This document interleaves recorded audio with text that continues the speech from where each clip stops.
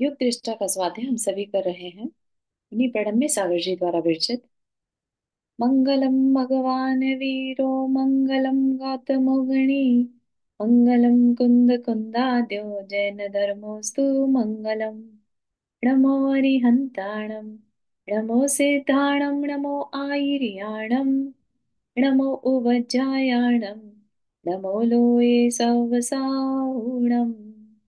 पंच परमेष्ठी भगवान की जय। अगले 45 मिनट के लिए सभी प्रकार के पापों का त्याग करके सभी 9 बार नमोकार मंत्र पढ़ लें।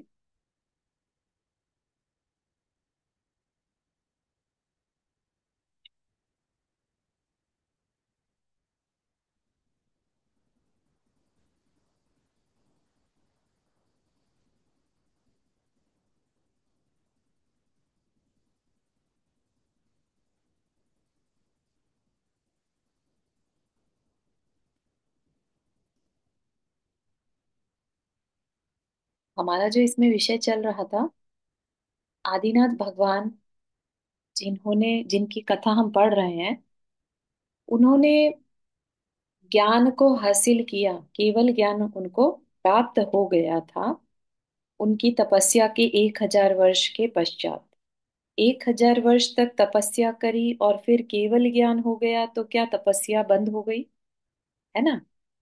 मतलब तपस्या कुछ एक प्रोसेस है, और केवल ज्ञान होने के बाद कुछ और प्रोसेस है। ये बात हमें समझ में आ रही है। क्योंकि तपस्या किसके लिए करी थी? कि अपने घातिया कर्म को काटने के लिए। ठीक है ना। अब क्योंकि घातिया कर्म कट चुके हैं, अब उस तपस्या की आवश्यकता नहीं है। अब तो सिर्फ जितना आयु कर्म बचा है उतना बिताना है। कोई नया कर्म नहीं बंधेगा घातिया कर्म। ठीक है ना। अभी भी ऐसा नहीं है कि शुभ कर्म नहीं बंध रहे, शुभ कर्म अभी भी बंध रहे हैं। जब तक कि बाकी के मतलब कर्म नहीं बंध रहे हैं, सॉरी। उनको अब कर्म नहीं बंध रहे हैं क्योंकि अब उनके पास कषाय नहीं है। कर्म बंधता है तो अपने कषायों, योग और कषाय से बंधता है। ठीक है। कर्म आश्रव तो होगा लेकिन बंधेगा नहीं। ठीक है ना। अब जब बंधेगा नहीं तो ऐसे को उन्हें तपस्या की जरूरत नहीं है। लास्ट में, टुवर्ड्स द एंड, जब उम्र पूरी होने को होगी, आयु पूरी होने को होगी, तब वो फिर से अपने दो जो लास्ट के शुक्ल ध्यान है वो लगाएंगे और मोक्ष प्राप्ति हो जाएगी। ठीक है। तो अभी इसके बीच में क्या होगा? तो हमने देखा कि जैसे ही उन्हें केवल ज्ञान प्राप्त हुआ तो उनका शरीर 5,000 धनुष ऊपर आकाश में अवस्थित हो गया। इतना हल्का कह लीजिए, जो भी है, एकदम से ये प्रोसेस है। ठीक। और फिर वहां पर समोशरण की रचना इंद्र की आज्ञा से कुबेर करते हैं। कुबेर भी एक देव है ना, जो कि लक्ष्मी के स्वामी कहे जाते हैं। ठीक। सारी जो वैभव है सारा कुबेर ही संभालते हैं। ठीक। तो वो रचना कर देते हैं। तो हमें क्या बताया गया कि 3 कार्य एक साथ घटित होते हैं। भरत चक्रवर्ती जो हैं, भरत जो कि उनके पिता को केवल ज्ञान हो गया, एक उनके पुत्र रत्न की प्राप्ति हुई, और तीसरा उनके आयुधशाला में चक्र रत्न प्रकट हुआ। तो उन्होंने 3 कार्य हुए, 3 पुरुषार्थ थे।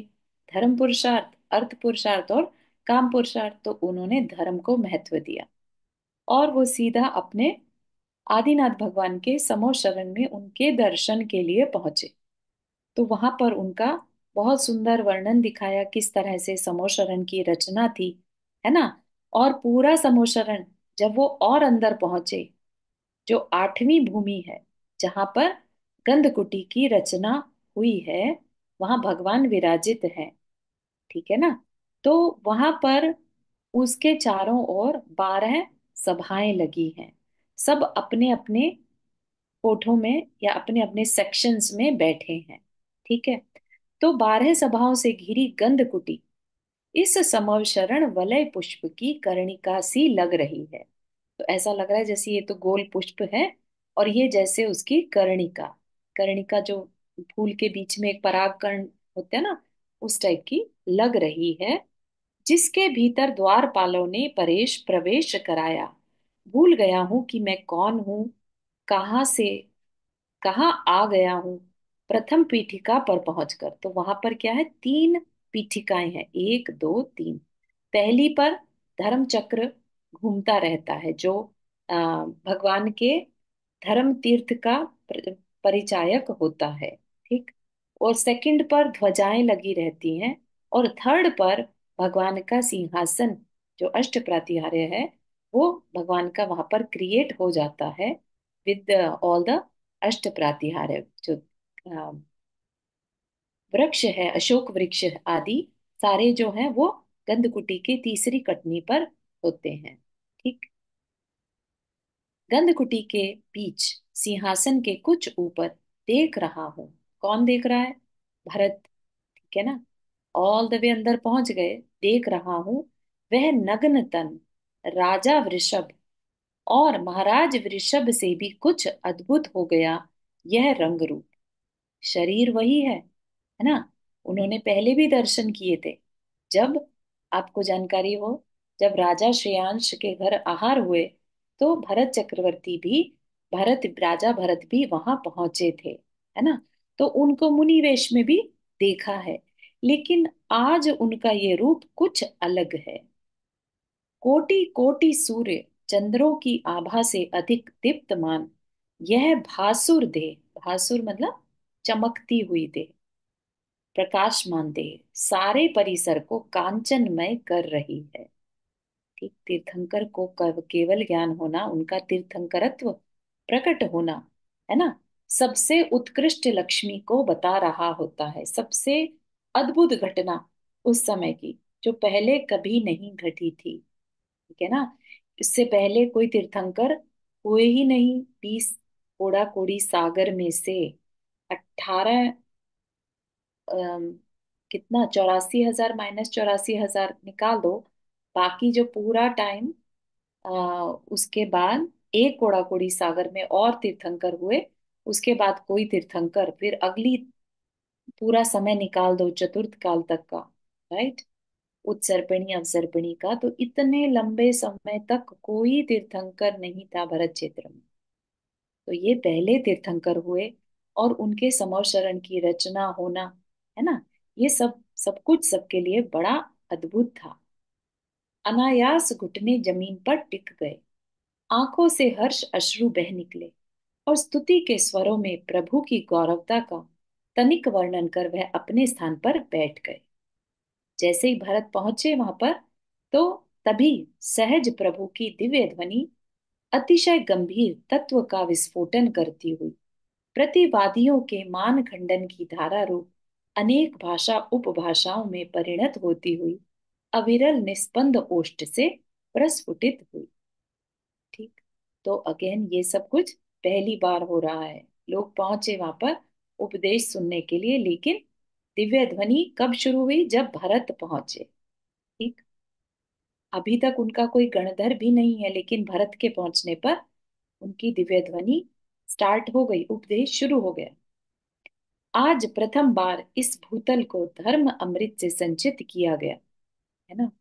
मुरझाई हुई सुप्त चेतनाएं जागृत होने लगी। यह धर्म वृष्टि भव्य जीवों के पुण्य का सुफल है, या तीर्थंकरत्व का, या विश्व कल्याण की भावना से उद्भूत भगवान का प्रयास है। ठीक है। तो ये कहना मुश्किल है कि वहां पर उपस्थित जो पुण्यवान जीव हैं, उनकी वजह से भगवान की दिव्य ध्वनि खिली, या भगवान के अंदर विश्व कल्याण की भावना थी, इसलिए उनकी दिव्य ध्वनि खिल रही है। ठीक है ना। कहना कठिन है, क्योंकि निमित्त नैमित्तिक संबंध का यह खेल अनोखा है। निमित्त नैमित्तिक मतलब निमित्त किसके कारण, नैमित्तिक क्या होना। ठीक है। क्या हुआ, किसके कारण हुआ, कहना मुश्किल है। कौन इसमें कारण और कौन इसमें कार्य हुआ, कहना मुश्किल है। उपादान अपनी निजी शक्ति है, और निमित्त शक्ति को जागृत करने का एक माध्यम। उपादान शक्ति सब में है। लेट से हम मान के चले सब भव्य हैं, सबके अंदर मोक्ष पाने की शक्ति है। लेकिन जब तक निमित्त नहीं मिलेंगे, ये चीज इष्टोपदेश में भी बड़े अच्छे से क्लियरली बताई है कि उपादान शक्ति से ही कार्य होगा, लेकिन उसके लिए निमित्त जो है, योग्य निमित्त द्रव्य क्षेत्र काल का मिलना जरूरी है। तो उसके बिना अगर नहीं हो सकता, इसका क्या मतलब है कि निमित्त जो है शक्ति की जागरण के लिए एक माध्यम है, मीडियम है। कार्य तो उपादान में होता है, उपादान ही करता है, पर निमित्त की अनिवार्यता के साथ। कितनी बड़ी बात कह दी, ताकि उपादान के अंदर ये अहंकार ना आ जाए कि मैं ही करने वाला, तुम मेरा क्या कर सकते हो, मैं जब चाहूं मोक्ष पालू। समझ रहे हैं? कोई ऐसा ना कह दे कि मेरे अंदर शक्ति है, मैं खुद ही करने वाला। इनफैक्ट कई बार हम एक पूजा की लाइन पढ़ते हैं, निज में निज की शक्ति ज्वाला, ना राग द्वेष प्रगटाए, समथिंग लाइक दैट, एक पूजा की लाइन आती है। वो पढ़ने में ना थोड़ा सा अजीब लगता है कि यहाँ पर हम अपनी ही तारीफ इतनी क्यों कर रहे हैं। यहाँ पर तो भगवान के गुणगान होने चाहिए थे। हम अपनी अंदर ही अपनी शक्ति को भगवान के सामने बता रहे हैं। क्या भगवान को नहीं मालूम कि हम शक्ति है ना? तो हमें थोड़ा सा ऐसे शब्दों का चयन रखना चाहिए ताकि अपना अहंकार नीचा रह सके। ठीक है ना? तो वही चीज यहाँ पर बता रहे हैं कि निमित्त की समीचीन महिमा तो वह उपादान ही समझता है जो वास्तव में आसन्न भव्य है। आसन्न भव्य मतलब निकट भव्य, यानी जिसका कि मोक्ष होने वाला है, वही निमित्त की समीचीन महिमा, कि उसके बिना मेरा कल्याण नहीं हो सकता। ठीक है ना? जब इस तरह का समर्पण भाव आता है, दूसरे को क्रेडिट देने का मन होता है, तब समझिएगा कि हमारा काल लब्धि आ गई है। ठीक है ना? अगर हमारे अंदर अहंकार बढ़ रहा है, इसका मतलब अभी काल लब्धि नहीं आई। ठीक, तो कहा कि निमित्त की समीचीन महिमा तो वह उपादान ही समझता है जो वास्तव में आसन्न भव्य है। अपनी शक्ति को स्वयं स्पर्शित करता है, किंतु निमित्त को देखकर भाव विभोर हो जाता है। ठीक है ना? अंदर में समझ में आ रहा है कि उसके अंदर ही कुछ हो रहा है, लेकिन फिर भी निमित्त को देखकर भाव विभोर हो जाता है ना? तभी इसीलिए भगवान जिनेन्द्र प्रतिमा को सम्यक दर्शन का कारण बताया है। ठीक है ना? कि सम्यक दर्शन तो खुद में प्रकट होना है, लेकिन भगवान की प्रतिमा क्या है? निमित्त बन गई। ठीक है ना? तो इसलिए ये तो पता है कि सम्यक दर्शन होगा तो मेरे ही अंदर होगा, रत्नत्रय होगा तो मेरे ही अंदर होगा, मोक्ष होगा तो मेरे ही अंदर होगा। ठीक है ना? लेकिन जब भी होगा तो निमित्त कोई ना कोई बनेगा। ठीक है ना? भले ही कह दिया जाता है कि दो तरीके बताए जाते हैं सम्यक दर्शन के, अधिगमज और निसर्गज। ठीक है? अधिगम होता है उपदेश द्वारा, कि उपदेश होगा, देशना होगी, तो सम्यक दर्शन होगा। और एक निसर्ग, निसर्ग मतलब स्वयं हो जाना। ठीक है ना? जाति स्मरण हो गया और सम्यक दर्शन प्रकट हो गया। ठीक है ना? जाति स्मरण को भी सम्यक दर्शन का कारण बता दिया। लेकिन उसमें भी कारण जो है वो कहीं ना कहीं अधिगम ही होता है, कि उसने पास्ट की लाइफ में ये सब कुछ पहले पढ़ रखा है या जान रखा है, तब जाके तो उसे जाति स्मरण से अपनी पहचान होती है। ठीक है? तो तब भी ये मत मानिए कि स्वयं के द्वारा मैं स्वयं को पालूंगा, मेरे को निमित्त की क्या जरूरत। निमित्त के बिना कल्याण हो ही नहीं सकता। ठीक है? वो अलग बात है कि जब काल लब्धि आती है तो निमित्त भी मिल जाते हैं। ठीक है ना? लेकिन हमें नहीं पता चलेगा कि काल काल लब्धि कब आई है। तो इसलिए अपने को हमेशा एक्टिवेट रखना और अपॉर्चुनिटी को वेस्ट नहीं करना। जो सामने आ जाए उसको अपनी तरफ से निमित्त मानना, क्या पता ये मेरे लिए निमित्त हो। है ना? तभी तो अपनी शक्ति को स्वयं स्पर्शित करता है, किंतु निमित्त को देखकर भाव विभोर हो जाता है। तभी तो वह अहंकृति के प्रस्तरों को चूर्ण चूर्ण कर आत्मा के मृदिम लोच उत्पन्न कर अहम सो अहम की कृति आकृति को निर्विकार अनुभव करता है। ठीक है? अहंकार जाएगा तो आत्मा में क्या प्रकट होगा? कि जो भगवान है वह मैं हूं। अहम सो अहम। मैं वह हूँ कि कृति आकृति को निर्विकार अनुभव करता है ना। उसका कोई आकार तो है नहीं, वो तो इनविजिबल है ना। तो इसलिए अंदर में निर्विकार अनुभव करता है, अन्यथा अपने को सिद्ध स्वरूप समझकर अहंकार में अंधे हो अहित कर जाता है। ठीक है। तो मोस्टली जो ये समझे कि मैं तो ऑलरेडी सिद्ध स्वरूपी हूं, है ना, तो और बस उसी की रटन लगाता रहे तो क्या कल्याण हो जाएगा? नहीं हो सकता। क्योंकि कहीं ना कहीं अहंकार सामने आ ही जाएगा। उसके अंदर जो समर्पण भाव होना चाहिए, उसके अंदर सामने वाला निमित्त है, ये बात मैटर ही नहीं करेगी, उपादान उपादान की बात करता रहेगा। ठीक है ना। तो इसलिए कहा कि सिद्ध स्वरूप समझकर अहंकार में अंधे हो अहित कर जाता है। कृतज्ञता के स्वर उसी मुख से फूटते हैं जो अपने को संसार के तीर पे खड़ा दिखता है। कृतज्ञता मतलब दूसरे का उपकार मानना, है ना, गुरु का उपकार मानना, देव शास्त्र गुरु का उपकार जो माने, राइट, समझिए उसके अंदर समर्पण आ गया। इसका मतलब क्या है? हो सकता है वह पर्सन आसन्न भव्य हो, नेवर नो, है ना। समाधि मरण के भाव किसके आते हैं? जिसके अंदर कृतज्ञता हो, उसी के अंदर सबको क्षमा करने के भाव, सबके सबने मेरे ऊपर कल्याण किया, सबका मेरी इस यात्रा में जो भी जिसने भी मेरा कल्याण किया या मेरे लिए सहयोगी बना, उन सबका धन्यवाद करने के भाव हो जाते हैं, राइट। लेकिन अगर किसी में अकड़ ही रहे तो, अहंकार रहे तो, उसने मेरे साथ ऐसा किया था, है ना, मुझे उसको छोड़कर बाकी सबसे क्षमा, मैंने किसी का दुख पहुंचाया हो उसके लिए क्षमा, लेकिन उसको फलाने को नहीं माफ कर सकता, उसने तो अच्छा नहीं किया मेरे साथ। ठीक है ना। तो इस तरह के भाव नहीं, कभी कल्याण नहीं कर सकते। यह विनय के भाव कृतज्ञता के गुण उपादान को कमजोर नहीं बलजोर बनाते हैं। कि अगर किसी को अपने अंदर ह्यूमिलिटी दिख रही है, भाई हम क्या करने वाले किसी का, हम तो सिर्फ निमित्त हैं, ठीक है ना। ये क्या है? विनय के भाव। दूसरे ने कर दिया तो बहुत बड़ी बात माने, और खुद ने कर दिया तो क्या हो गया, है ना। तो इस तरह का भाव क्या है? ये हमारी कमजोरी नहीं बल्कि बलजोर बनाते हैं। क्या है? उपादान को और स्ट्रांग बनाते हैं इस तरह के भाव। निश्चय नय के दृष्टा का व्यवहार इतना कोमल होता है कि मित्र तो दूर शत्रु को भी अपनी ओर आकृष्ट कर लेता। क्या कहना चाह रहे हैं?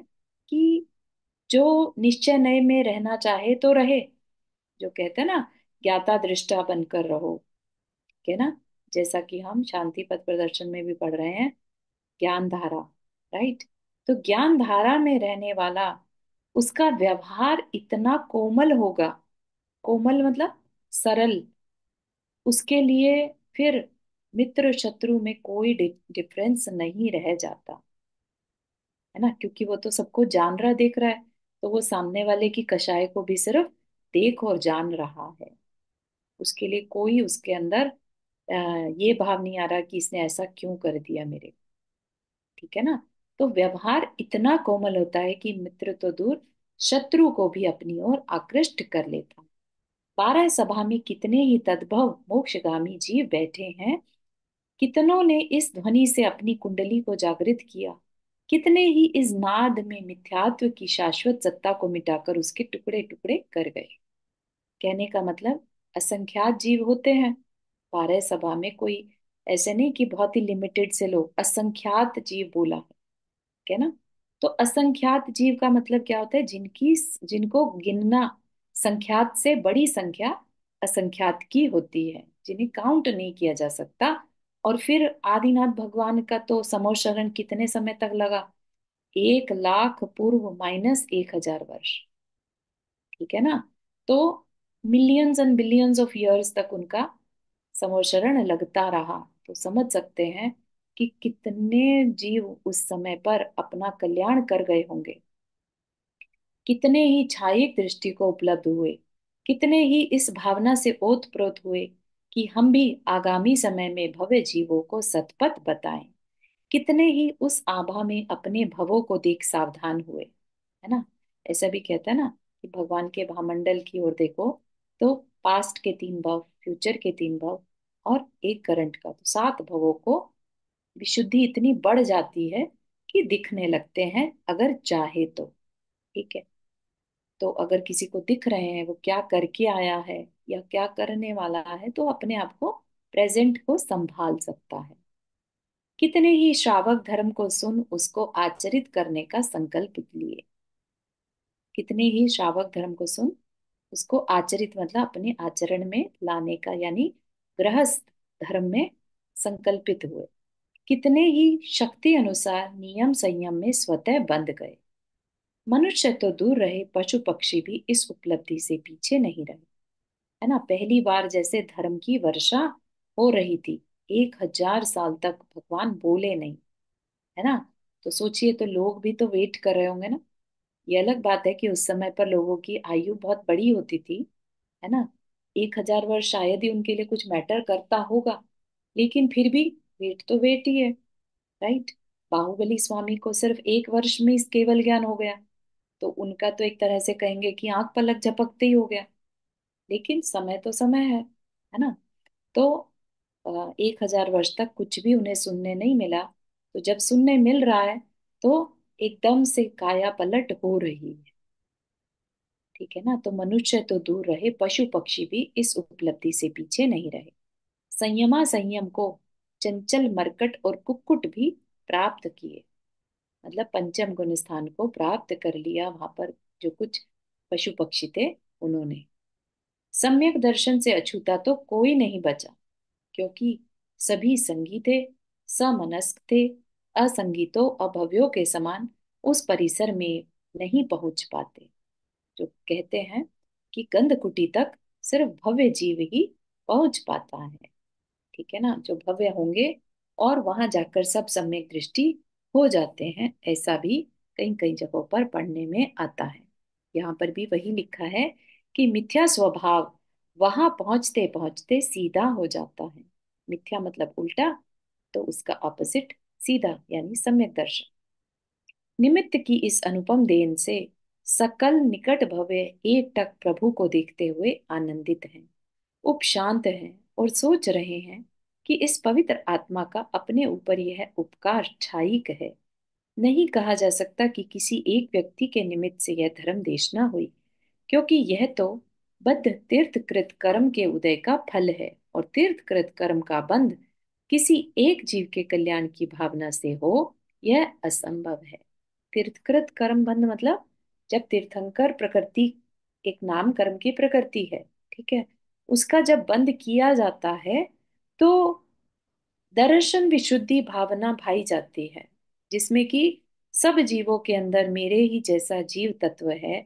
सबको सुख चाहिए, तो अपने अंदर सब जीवों के प्रति कल्याण की भावना आ जाती है, पूरे सब जीवों के प्रति। तो किसी एक जीव के लिए ये सब उपदेश हो रहा हो किसी एक के पुण्य से, ऐसा नहीं। तो कह रहे हैं कि बहुत सारे जीवों के पुण्य से यह कार्य हो रहा है। हम लोग अपने अपने कर्म के क्षयोपशम के अनुसार तत्व द्रव्य अस्तिकाय जीव अजीव का स्वरूप और लोक की अनादि निधनता से परिचित हुए, किंतु देवादि देव के कहे गए लोकोत्तर और अनेक भावों को कैसे बांधा जाए। मतलब कि आम, सबको जितना समझ में आ रहा था वहां पर, है ना, सब अपने अपने क्षयोपशम होता है गुण का प्रकट होना, ज्ञान गुण के प्रकट होने से। तो जिसका ज्ञान गुण जितना था उसके हिसाब से सबने तत्व द्रव्य अस्थिकाय जीव अजीव का स्वरूप और लोक के बारे में परिचय पाया। ठीक है। इन सब की चर्चा अपन सेपरेट तत्व विद्या और जैन धर्म और दर्शन में करके आए हैं। तो यहाँ पर उसका विषय काफी बढ़ जाएगा अपना, इसलिए यहाँ पर फिर से चर्चा नहीं कर रहे हैं। ठीक है। लेकिन बात है, जानकारी ये है कि विश्व की संरचना और जीव अजीव उसमें कैसे पार्टिसिपेट कर रहे हैं, ये सब उन्हें समझ में आया। किंतु देवादिदेव के कहे गए लोकोत्तर और अनेक भावों को कैसे बांधा जाए, मतलब कि वो जो बता रहे हैं जिन कर्मों से कल्याण हो सकता है, हम उनको कैसे पाएं। तभी पुरीम ताल नगर के राजा, जो कि भरत के अनुज भ्रात हैं। पिता अनुरूप नाम ऋषभ सेन है। धीर हैं, शूरवीर हैं, प्रज्ञा पांडित्य जन्मतः प्राप्त है। दिव्य देशना के रहस्य को जानने का अटल भाव लिए सभा में विराजमान थे। सहसा उठे और प्रभु के समक्ष आ स्वयं पितामह के जात रूप को धारण कर सम्यक ज्ञान के साथ सम्यक चारित्र को प्राप्त हुए। मतलब जो भरत के छोटे भाई थे, वृषभ सेन नाम था, है ना, वो भी सभा में उपस्थित थे। भरत ने तो नहीं ली दीक्षा, लेकिन जो ये वृषभ सेन थे वो उठे और उन्होंने वहीं की वहीं भगवान के सामने उन्हीं के जैसा रूप धारण कर लिया, यानी दिगंबरी दीक्षा धारण कर ली और सम्यक चारित्र को प्राप्त हो गए। केश का लुंचन कर अकिंचन हो बैठे, सब कुछ त्याग दिया। अप्रमत्तता को अनुभूत कर स्वरस में लीन है कि प्रज्ञा का अनुपम अतिशय प्रकट हुआ। अप्रमत्तता मतलब किसी भी तरह का प्रमाद का न होना, यानी सातवां गुणस्थ, जो एकदम से तीव्र भावों के साथ दीक्षा लेते हैं, वो अपने उत्कृष्ट भावों के साथ दीक्षा लेते हैं तो उनको अप्रमत्त गुणस्थान कहा जाता है। ठीक है। छठे गुणस्थान में फिर भी प्रमाद आ जाता है, लेकिन जो सातवां गुणस्थान है उसमें पूरी अपनी आत्मा की अवेयरनेस रहती है। ठीक है। तो आत्मा की अवेयरनेस रहना, कंटिन्यूअस रहना इज कॉल्ड अप्रमत्तता। ठीक है। तो वो अपनी आत्मा के स्वरस में लीन है कि अचानक क्या हुआ, प्रज्ञा का अनुपम अतिशय प्रकट हुआ। बुद्धि पर आवरित पटल हट गए और देशना के गहन अर्थों को समझने और समझाने की शक्ति प्राप्त। ठीक है। अचानक जैसे उन्होंने दीक्षा ली, उनका ज्ञान बढ़ने लगा, क्योंकि विशुद्धि बहुत तीव्रता से बढ़ी। तो तीव्र विशुद्धि के साथ ज्ञान का क्षोभशम अपने आप हो जाता है। और साथ ही साथ निमित्त तो था ही, है ना, ध्वनि खेल रही है भगवान की। तो देशना के गहन अर्थों को समझने और समझाने की शक्ति प्राप्त हुई, यानी उनके अंदर रिद्धियां प्रकट होने लगी। कौन सी रिद्धि? ज्ञान रिद्धि। जो हमने 64 रिद्धियां पढ़ी थी, है ना, उसमें हमने अवधि ज्ञान, मनय पर्याय ज्ञान भी पढ़े थे। राइट। तो ये ज्ञान उनमें प्रकट होने लगी। कोठ बुद्धि, कोष्ठ बुद्धि, है ना, संभिन्न श्रोतृत्व बुद्धि, ये सब बुद्धियां, जो रिद्धियां जो थी उनमें प्रकट होने लगी। मतलब मुनि दीक्षा लेते साथ ही, और वो क्या हो गए, भगवान के पहले गणधर बन गए। कितनी ही रिद्धियां स्वयं प्रस्तुत हो गईं। धर्म की अभेद धारा को स्वयं अवधारित किया। भगवान जो कह रहे हैं वो सुना, है ना, और उसको फिर आगे स्प्रेड किया। ऋषभ देव भगवान के टोटल 84 गणधर थे, और पहले गणधर जो श्रेष्ठ पहले गणधर थे वो ऋषभ सेन थे। कि तभी सारी सभा में एक साथ एक लय में उद्घोष हुआ, आद्य तीर्थंकर के आद्य शिष्य वृषभ सेन की जय हो। अवसर्पिणी के प्रथम उपदेष्टा वृषभ सेन की जय हो। शब्द श्रुत के आदि रचयिता वृषभ सेन जयवंत हो। रिद्धि प्राप्त आर्य श्रेष्ठ गणधर प्रमुख अमर रहे। त्रिकालेश्वर की दिव्य शक्ति को आत्मसात करने वाले प्रथम गणधर अमर रहे। छद्मस्तता की उत्कृष्ट सर्वोत्कृष्ट उपलब्धि प्राप्त वृषभ सेन हमें दिव्य ज्ञान दे। गणधरत्व की उच्च गोत्रीय प्रकृति का फल भूतल पर अमिट रहे। गणधरों से प्रणम में वृषभ सेन सदा जीवंत रहे। हे आर्य श्रेष्ठ, हे निर्ग्रंथ श्रमण, हे कलिकाल के ज्ञान सूर्य, आपका निर्ग्रंथ पना बहिरंग और अंतरंग से समीचीन है। निर्ग्रंथ पना मतलब आपका जो लिंग है, आपका जो रूप है, वो बहिरंग और अंतरंग से समीचीन है, यानी भावलिंगी और द्रव्यलिंगी दोनों है। सम्यक ज्ञान द्वारा ग्रहित आपका चारित्र अभिवंद्य है, यानी नमस्कार के योग्य है। आदि तीर्थंकर के समक्ष आदि शिष्य, आदि मतलब प्रथम, है ना, प्रथम तीर्थंकर के समक्ष प्रथम शिष्य बनने का आपका सौभाग्य प्रबल है। इस कर्म भूमि के आप प्रथम बोधित बुद्ध हैं। आत्म धर्म की पवित्र वाहिनी में डुबकी लगाने वाले आप आदि पुरुष हैं, और वृषभ देव के बाद वृषभ सेन ही द्वितीय किंतु अद्वितीय श्रमण हो, है ना। गणधर तो गण में श्रेष्ठ हैं, और उनके भी सबसे पहले गणधर हो जाना अद्वितीय कार्य हो गया। आपके पूर्व हजारों दीक्षित राजा श्रमणाभास थे। जब ऋषभदेव भगवान ने दीक्षा ली थी उस समय 4,000 और भी राजाओं ने दीक्षा तो ली, लेकिन उत्कृष्ट जो श्रमण संस्कृति है उसको फॉलो नहीं कर पाए, है ना। हमने देखा था किस तरह से भटक गए थे, राइट। कोई कुछ करने लग जाता है, कोई कुछ करने लग जाता है। तो आपके समीचीन पुरुषार्थ की अनुमोदना ये असंख्य देव जय जयकारों से कर रहे हैं। तत्काल ही कुरुवंशियों में श्रेष्ठ प्रभु को प्रथम आहार कराने वाले दान तीर्थ के उन नायक भ्रातृ भ्रात सोमप्रभ और अनुज श्रेयांश के भी अप्रत्याख्यान और प्रत्याख्यान के आवरण एक साथ विगलित हुए। मतलब क्या, कि उनका भी अंदर से जो मन है ना, हमारे साथ क्या प्रॉब्लम है, हमारी कषायें हमें नियम व्रत नहीं लेने देती।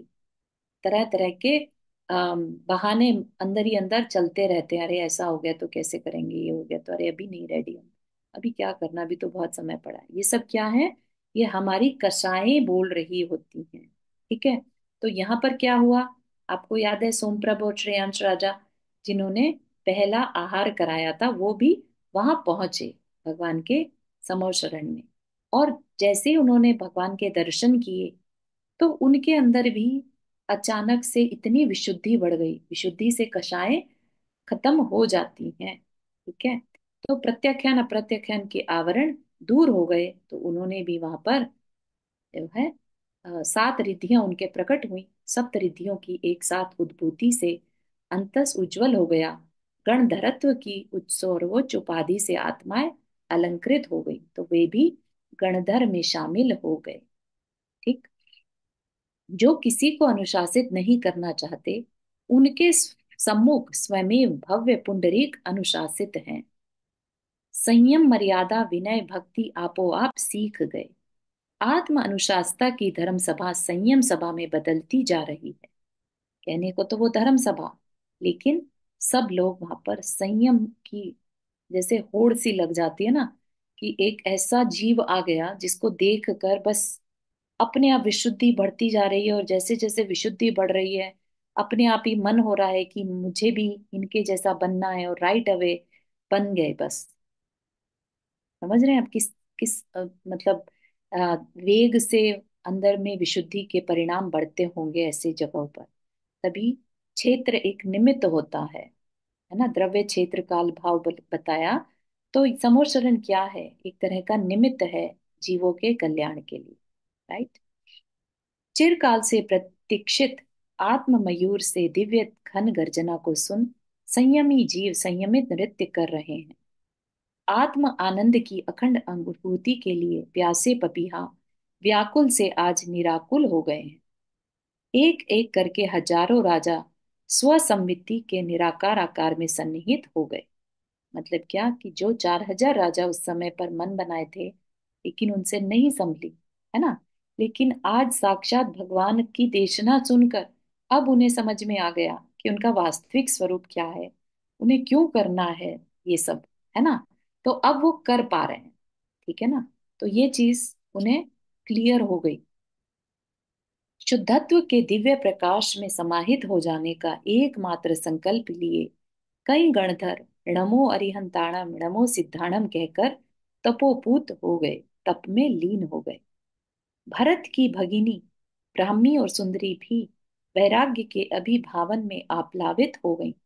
प्रथम गणनी के सौभाग्य को प्राप्त कर नारी जगत को अलौकिक प्रेरणा दी। उन्हें देखकर बंधन की अस्वीकारता कर अनेक राजकन्याएं अखंड समरसी स्वचेतन पुरुष में अनुरुक्त हो दीक्षित हुई। नमो लोय सव साहुणम कहकर श्रुत कीर्ति आदि श्रावकों ने व्रत ग्रहण किए। प्रिय वर्मा नाम की स्त्री श्राविकोत्तम की उपाधि से पुनीत हुई। जो प्रभु के साथ हजारों राजा दीक्षित हुए थे वे सब आज सम्यक बोध को प्राप्त हुए। सबको सम्यक दर्शन प्राप्त हो गया एक्सेप्ट वन। कौन? जो नहीं, जिसको नहीं हुआ, मारीच कुमार।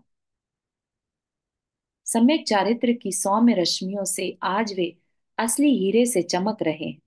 सभा में विराजित हजारों मुनि भगवत मूर्ति के अनन्य रूप से प्रतिभासित हैं। विश्व प्रभु की अंतस चेतना से साक्षात्कार कर रहे आज सभी भगवान के सारांश बन गए। सारांश मतलब भगवान जैसे, भगवान का जैसे अंश ही हो। प्रत्युत कुमार मारीच मारीची चरम तीर्थंकरत्व का अभिमान लिए अपनी स्वच्छंद आमनाय को पुष्ट कर रहा है। उसके अंदर ये घमंड आ चुका था कि मैं भी इनके जैसा ही प्रसिद्ध राजा प्रसिद्ध बनूं, है ना। तो पितामह के समक्ष अपने मिथ्या अभिमान से लोगों को भ्रमित करता हुआ उसने यह सूचना दी कि हाँ, यह हुड्डा अवसर्पिणी काल है। साक्षात तीर्थंकर के रहते हुए अपने आप को गुरु कहलाने का दुस्साहस उसने किया। उसने 363 मत चला दिए, है ना, और लोग मानने भी लगे। मुग्ध प्रजा ने उसका अनुसरण भी किया। सोचिए आप कि एक तीर्थंकर के काल में उनके होते हुए और प्रजा का इतना मिथ्यात्व का उदय कि एक मिथ्या गुरु के बातों को मान भी रहे। राइट। मोह कर्म की यह विडंबना टालने योग्य नहीं। मात्र अवसर्पिणी काल का यह दोष नहीं, किंतु हुंडा अवसर्पिणी की यह देन थी, जिसकी आदि मरीचि मारीची ने मिथ्या आचरण से सूचित की। हुंडा अवसर्पिणी काल क्या है? बेसिकली अवसर्पिणी तो है, अवसर्पिणी मतलब घटता हुआ काल। ठीक है ना। जैसे पहले की आयु से अब कम होती जा रही है तो उसको अवसर्पणी काल कहते हैं। राइट। लेकिन ये स्पेशल काल है हुंडा। हुंड, उसमें भी घटपट होना। हुंड मतलब उबड़, जिसे कहते हैं ना, ऊपर नीचे का, जैसे ऊंट होता है ऐसा ऊपर नीचे की घटनाएं हो जाना जो नॉर्मली नहीं होती। तो हुंडा अवसर्पिणी काल कब होता है? ये असंख्यात उत्सर्पिणी अवसर्पिणी कालों के बीत जाने पर यह हुंडा अवसर्पिणी काल आता है, जिसमें लोगों को भ्रमित करने वाले पाखंडी कुलिंगी और महेश्वर अवतार लेते हैं। जहां भवितव्यता के उत्कृष्ट उपमान दिखाई दे रहे थे, वहीं निकृष्ट अवधारणाएं भी प्रचलित होने लगी। अनेक दीक्षितों में भरत भरत के भ्रात अनंत वीर्य भी थे। ठीक है। अनंत वीर्य जो भरत के छोटे भाई थे, जिन्होंने इस अवसर्पिणी में सर्वप्रथम शिवांगना का वर्ण किया। इवन आदिनाथ भगवान बाद में मोक्ष गए, उससे पहले अनंत वीर्य जो थे वो मोक्ष गए। तो सबसे पहले कौन इस युग के पहले मोक्षगामी जीव अनंत वीर्य कहलाते हैं। वर्षा जी, आपने फेस किया। जी जय जिनेन्द्र। काल लब्धि और भवितव्यता में क्या डिफरेंट है? हम्म, समय और कार्य की, और भवितव्य तो भवितव्य समझ में नहीं आ कार्य रहा है हो मुझे। गया। भवितव्य कार्य होता है कि क्या कार्य घटित होना है। काल लब्धि तो एक अपॉर्चुनिटी है कि समय आ जाना। ठीक है ना। समय आ ठीक है। जाना और समय आने पर क्या कार्य होगा, ठीक है ना, वह कार्य इज कॉल्ड भवितव्य। भवितव्य। ओके। ठीक है। जी। ठीक है। तो उन्होंने सबसे पहले मोक्ष का वर्ण किया। विषम परिस्थितियों में भी समता के उत्कट भावों को लिए प्रथम मोक्ष जाने वाले सिद्ध अनंत वीर्य को इंद्र नरेंद्र राजेंद्र और मुनिंद्रों ने वंदन पूजन कर अपना मार्ग प्रशस्त किया। ठीक है। तो अनंत वीर्य को दीक्षा तो अ, आदिनाथ भगवान से ही ली उनके काल में, है ना। लेकिन मोक्ष पहले चले गए। यहाँ निबिड़तम सुख का भंडार है, अबाधित सुख यहाँ अजरस बह रहा है। भूख प्यास की योजनों तक बाधा नहीं। 112 योजन तक, नहीं, 150 योजन का उनका जो समो शरण था, तो कहीं पर भी भूख प्यास की बाधा नहीं थी। हर संबंध यहाँ अपने वास्तविक रूप में प्रकट है। 12 योजन था ने आदिनाथ भगवान का समोसन। 12 योजन का, हाँ। 12 योजन का था कि 12 योजन का उनका गंधकुटी थी? नहीं, 12 योजन का समोसरण था। तो 1 योजन की। नहीं, समूशरण ज्यादा बड़ा था, गंधकुटी थी मेरे ख्याल। उनका तो नहीं, समूशरण बहुत बड़ा था। नहीं, 12 योजन ही मैंने पढ़ा है, सुना है। ओके। चारू जी, हाँ जी। सबसे पहले मोक्ष बाहुबली भगवान का नहीं हुआ था? आप हम लोग अगर ये यहाँ के हिसाब से सबसे पहले इनका मोक्ष हुआ तो उनकी प्रतिमा जी कहीं पे नहीं, क्यों नहीं होती है? हाँ, नॉट वेरी श्योर कि क्यों नहीं होती है। um, अनंत वीर्य को सबसे पहले मोक्ष हुआ था, ये तो है। पर मैंने ये पढ़ा था कि जो वृषभ सेन थे उनका पहले हुआ था मोक्ष।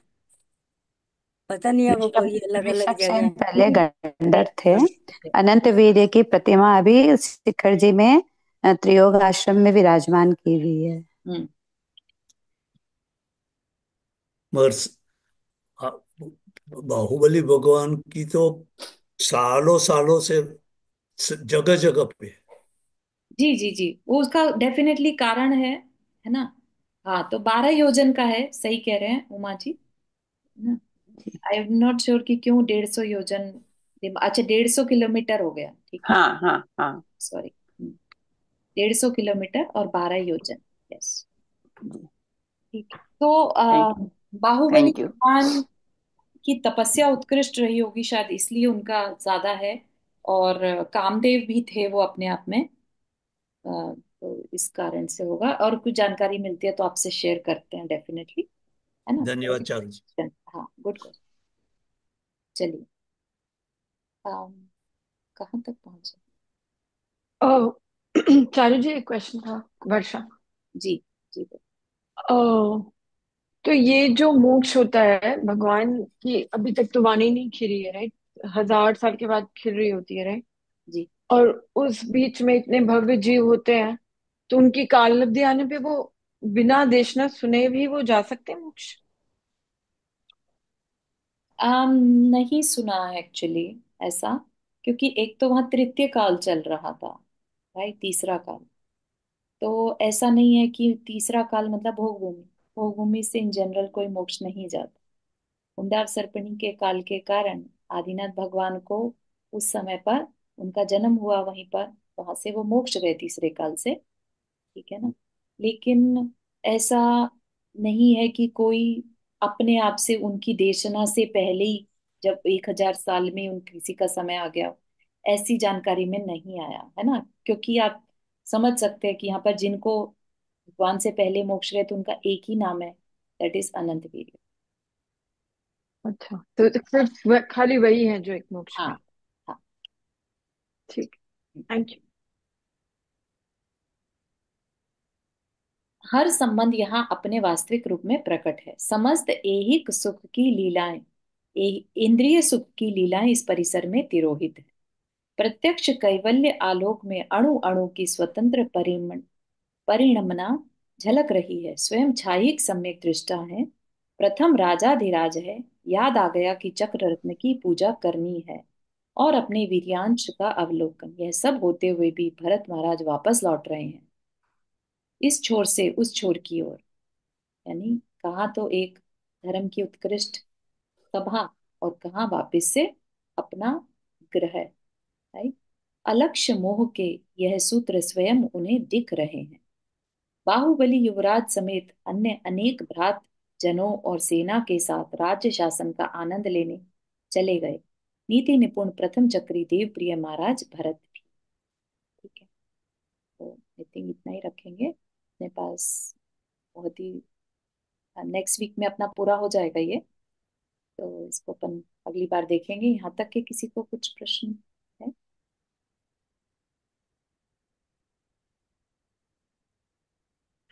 चारू जी, मेरे को एक बात आपसे पूछना था कि जब हम ये प्रतिक्रमण करते हैं तो हमें नहीं पढ़ना चाहिए, बस हमें आंख बंद करके सुनना चाहिए?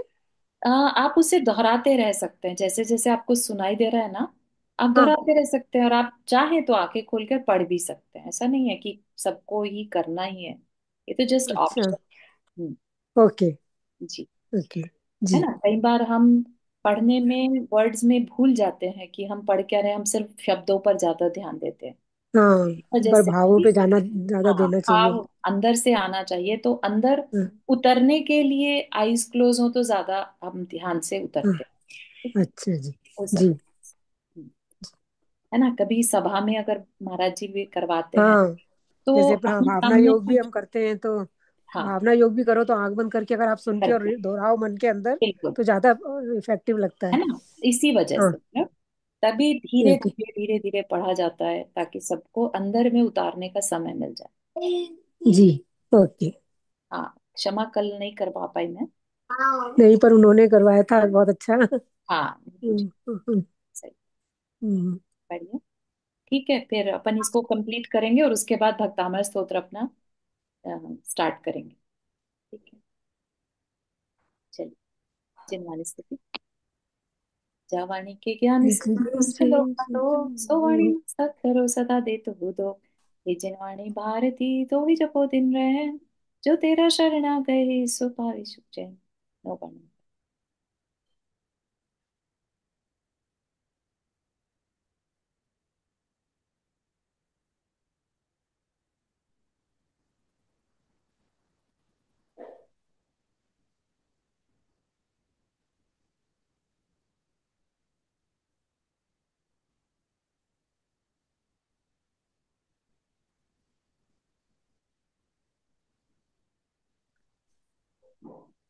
सभी को जय जिनेन्द्र। जय जिनेन्द्र। जय जय जिनेन्द्र सभी जिनेन्द्र को। सभी को। जय जिनेन्द्र सभी को। जय जिनेन्द्र।